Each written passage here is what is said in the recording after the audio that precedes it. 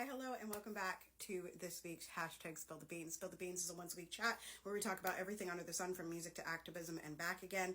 Today we're going to do a mix of both. I'm sure we're shocked that we would be doing a mix of both, but I am happy to be here today. If you've never seen me before, I'm Tara Priolo. I'm your resident white-facing, biracial, multi-passionate musician, and I talk about the ish that nobody wants to talk about and push you to do the same.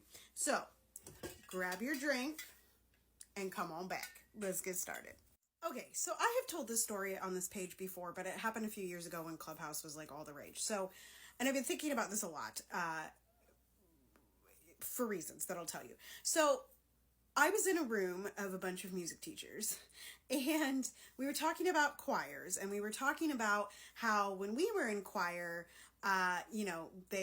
choir directors would have us stand up and sing our parts either with other people, like singing different parts, or just by ourselves. And basically, like, if you didn't have your part learned, or you couldn't sing your part, you were kicked out of the room at that time to go learn your part by yourself.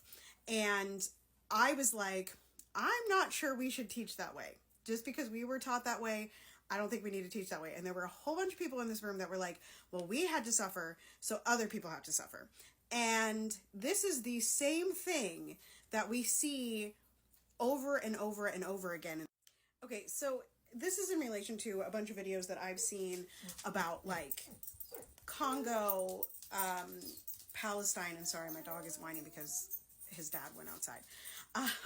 Congo, Palestine, Israel, these things, Russia being, and the basic premise is like there's this circle that happens. There is oppression or genocide or war, and then from one side, and then inevitably that one side becomes powerful and decides to do the exact same thing that they just did, right? Or they just endured. Does this make sense? Right? It's a circular it's a circular experience that because now they're in power, they should do the same thing or use the tools of the oppressor.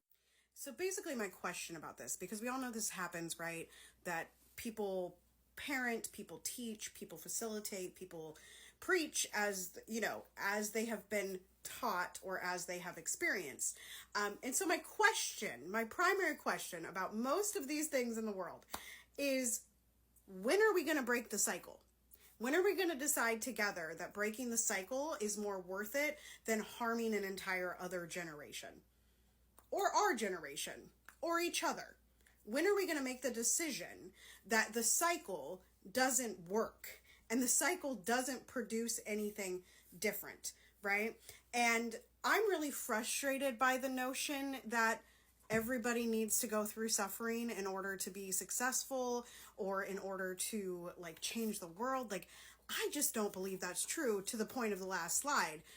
Joy is a revolution. So why are we so rooted in using the tools of the oppressor, the cycles of history that we see? Why are we so comfortable in trauma and hate and war and suffering? Right? These are questions that I think about all day, every day. And I'm not saying toxic positivity. Y'all know that's not what I'm talking about. I'm just saying, how do we change this mindset? Because this is one of the things that keeps us trapped. Yeah? Yeah. Let me know your thoughts.